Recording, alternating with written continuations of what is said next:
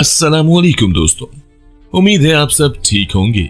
आप सबको हमारे चैनल पर खुश आमदीद। दोस्तों, आज का हमारा मौजू है कि वो कौन सा स्टार है जिसका जिक्र कुरान पाक में आज से 1400 साल कबल किया गया था, और उसमें कौन से राज पनाह थे जिसने जदीद दौर के साइंसदानों को हैरत में मुब्तला कर दिया। ये जानने के लिए हमारे साथ वीडियो के आखिर तक बने रहिएगा। इससे पहले कि हम अपनी वीडियो शुरू करें, आपसे एक छोटी सी गुजारिश है कि हमारी इस वीडियो पर लाइक करना और हमारे चैनल इफ साइंस टीवी को सब्सक्राइब करना हरगिज मत भूलिएगा, और साथ ही साथ घंटी के निशान को भी दबा दीजिएगा ताकि आप तक हमारी हर नई वीडियो का नोटिफिकेशन पहुंच जाए। शुक्रिया। तो चलिए शुरू करते हैं अपनी आज की वीडियो।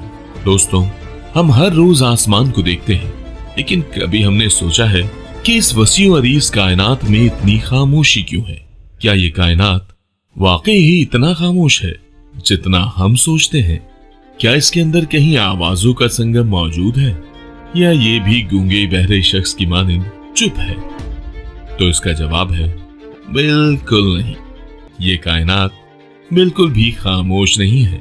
दरअसल हम एक खास फ्रीक्वेंसी से ऊपर या फ्रीक्वेंसी तक हर तरह की आवाज, यानी कि 20,000 हर्ट्ज से नीचे की आवाज को सुनने से कासिर है। हमारे कान 20,000 हर्ट्ज की आवाज को सुन सकते हैं, लेकिन इससे नीचे की आवाज, जिसे हम इंफ्रारेड फ्रीक्वेंसी, या इससे ऊपर की आवाज, जिसे हम अल्ट्रासोनिक फ्रीक्वेंसी कहते हैं, उसे हमारे कान सुनने से कासिर है। कायनात में मौजूद आवाजें इन्हीं कम या ज्यादा फ्रीक्वेंसी में होती है, इसीलिए हम उसे नहीं सुन सकते।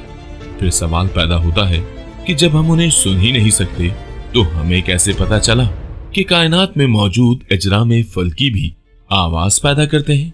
तो इसका इल्म इंसान को तब हुआ जब पहली बार एक रेडियो टेलीस्कोप के रिसीवर पर एक सिग्नल रिसीव हुआ, और जब उसकी फ्रीक्वेंसी को डिकोड किया गया तो वो ऐसे ही थी जैसे कोई शख्स दरवाजे पर दस्तक दे रहा हो। कहते हैं ये आवाज कायनात में मौजूद एक सितारे से पैदा हो रही थी, जिसे हम पल्सर स्टार कहते हैं।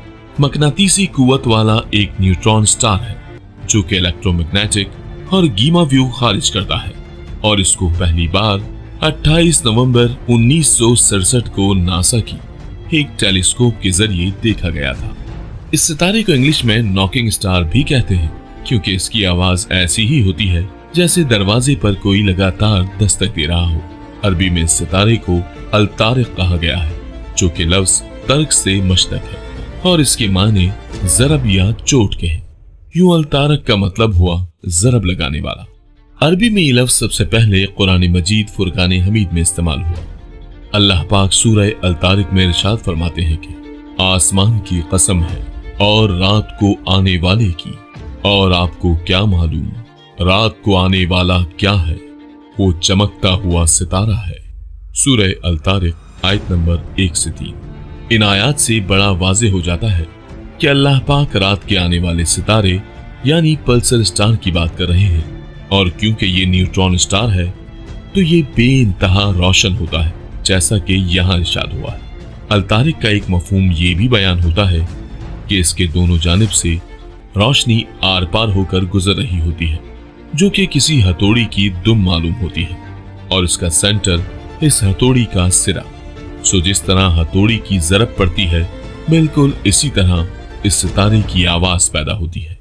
तो दोस्तों, ये मेरे रब की तख्लीकात है जो वक्त के साथ साथ जाहिर हो रही हैं और होती ही रहेंगी। साइंसदान इस बात पर हैरान है कि आखिर 1400 साल पहले, जब टेक्नोलॉजी का नामो निशान तक नहीं था, वो क्या ताकत थी जिसने खला के पेचीदा राजों को कुरान में लिख दिया। लेकिन हम बतौर मुस्लिम इस बात पर पुख्ता यकीन रखते हैं कि ये मेरे रब के इल्म के खजानों में से है, जो उसने अपने हबीब आप सल्लल्लाहु अलैहि वसल्लम को अता किया, और रहती दुनिया तक इस्लाम और कुरान का आलम बुलंद कर दिया। हमें उम्मीद है कि हमारी आज की वीडियो आपको पसंद आई होगी।